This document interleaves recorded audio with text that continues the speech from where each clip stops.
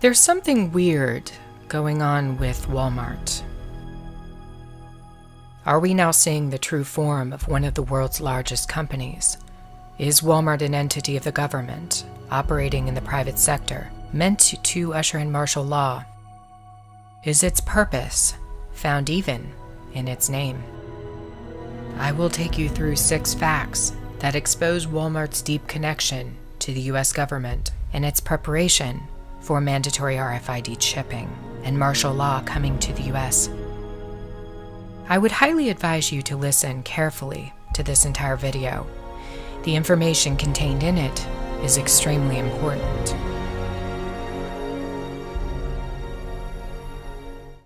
Fact number 1. To understand the truth about Wal-Mart, you first need a history lesson. The founder, Sam Walton, is long deceased, but his legacy is very much alive. What is he remembered for? Well, you may not know that Sam Walton was a part of the U.S. intelligence agency during World War II and a security chief over internment camps located inside of the United States. These camps held hundreds of thousands of whites of German and Italian descent and Asians of Japanese descent. They were held there after FDR violated their constitutional rights. Sam Walton oversaw these prisoners of war.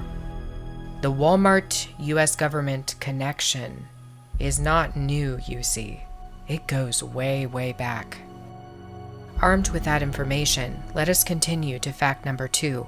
From 2001 through 2016, Wal-Mart has received an estimated $50 to $100 billion in secret subsidies granted by the U.S. government. We know several industries are subsidized by the government to keep prices low. But why Wal-Mart? There are entire websites dedicated to following Wal-Mart's grants, tax breaks, and earmarks. These websites unanimously agree that Wal-Mart has received tens of billions of dollars in kickbacks over the years. Why are they getting so much money? Is it merely to keep their prices low? Or is it for other expenditures? Fact number 3. Wal-Mart has struck a deal with the U.S. government, hiring 130,000 reserve, active duty, and veterans in the United States over the past 3 years. A massive force of highly trained and skilled soldiers. It's an odd fact, because recently they just fired thousands of regular workers and closed 269 stores because of financial problems, or so they said. Wal-Mart explained that their 2016 store closings were an attempt to save money. So why did they just hire 130,000 new employees? Of course, we always celebrate when veterans are treated with respect and given good jobs, but this is strange. 130,000 sounds more like a small army. In fact, Wal-Mart's soldiers make up 10% of the company's total U.S. workforce. That is a huge proportion of new hires, especially for a company who just claimed that they had financial difficulty 6 months ago. What in the world is Wal-Mart doing with its new army? Fact number 4. In the last 20 days, 24 homicides or attempted murders have happened on Wal-Mart's premises around the United States. These crimes range from shootings to stabbings to arson to suicide to attempted vehicular homicide. Having reviewed these alleged crimes, I ask the question, are they even legitimate? Or are they FEMA exercises that Wal-Mart is carrying out alongside the Department of Homeland Security? Many details from the Wal-Mart crimes aren't adding up, and it makes me question the validity of the entire event. For example, I'll play a 911 call from the Amarillo, Texas Wal-Mart shooting. In it, a witness says that 2 gunmen are clearly involved, but later, only one is killed by the SWAT team and no hostages are injured. 6-3 to base, be advised, we got 1 suspect with a hostage in the... There is a second suspect somewhere in the store. We are in the store. My question is, were Amarillo and other Wal-Mart shootings legitimate? The audio in the Amarillo case told us that there were 2 shooters, not 1. Likewise, in other alleged massacres around the U.S., major discrepancies were made. that could make one question the validity of the event. In San Bernardino, there were supposed to be 3 shooters, not 2. In Orlando, it was reported early on that 1 or 2 additional people were involved in the 3-hour rampage. People interviewed claimed that the additional people were holding the doors shut to prevent escape of clubgoers, yet police insist only Omar Mateen was involved. Why did these police reports contain so many contradictions to the witnesses of the event? Are these DHS exercises in preparation for an outbreak of anarchy in America? Fact number 5. Let's revisit a major point I brought up in a prior video about Wal-Mart. The discounter is literally in the back pocket of the US government, cooperating on a variety of different initiatives. One of these was a massive introduction of RFID chipping into Wal-Mart's supply chain back around 2003, introduced alongside the Department of Defense. Why was the DoD involved with Wal-Mart on RFID?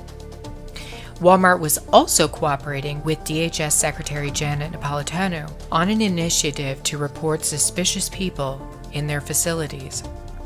Why is the DHS working with Wal-Mart on this? Additionally, several former Wal-Mart executives are currently working for the U.S. government in FEMA positions in emergency preparedness. For example, Wal-Mart disaster manager Brian Coons was appointed to spearhead Florida Emergency Response and Disaster Readiness Divisions. Why are these former Wal-Mart executives being promoted in the government to major positions of disaster response? Fact number 6. Wal-Mart has recently cooperated with Omar Mateen's former employer called G4S on initiatives in its U.S. stores involving security. Could there be a connection between what happened in Orlando and Wal-Mart? Before I address this, I want to caution viewers. Please do not believe what you are being told on television about Orlando. The elites have already gotten what they want, and that is an outcry for heightened security. In order to have security, they'll have to take away guns. They'll have to use more biometrics and RFID to track you. They'll have to put up more cameras to watch you. We're living in 1984. Fear incited by Islamic terrorism is their tool of choice to get you to give in. Notice the cry for gun control after Orlando, the cry for more security. Do not be fooled by their agenda. The lamestream media has convinced everybody about Mateen's radical Islamic ties in order to scare you.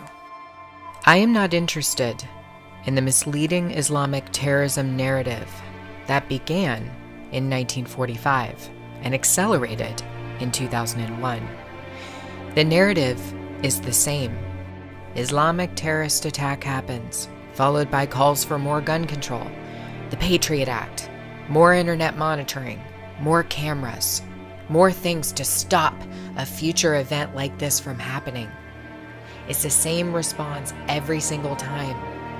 Once bin Laden got old, once he didn't cause the fear that they needed him to cause, they got rid of him. And then they created scary ISIS. Mateen's ISIS connection is a fabrication to get you to submit. I'm not buying it. I am more interested in his 9-year career with a company called G4S, which is the largest security company in the world. If you've ever seen the movie Resident Evil, G4S might bring to mind the Umbrella Corporation, a secretive organization that operates in the shadows. G4S is the 3rd largest employer in the world with a virtual stranglehold over cybersecurity and cyber data in almost every country. It does have other interests, however, including RFID chipping.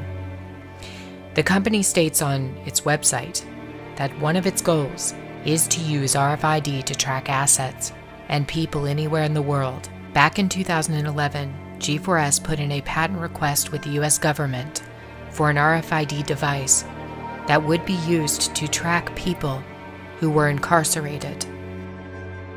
No joke. The RFID device is tamper-resistant, worn on the hand or wrist, and is meant to tag and follow prisoners. The patent was just made public in February of 2016, and now G4S will work closely with Wal-Mart. An article published in April of 2016 indicates that Wal-Mart and G4S quietly signed a deal, an agreement on a huge initiative that will change Wal-Mart's entire system of payment in all stores. There will be a gradual rollout of the new system until it is fully implemented. In conclusion, I believe there is beyond ample evidence to suggest that Wal-Mart is serving a major purpose as we head toward the Marshall State.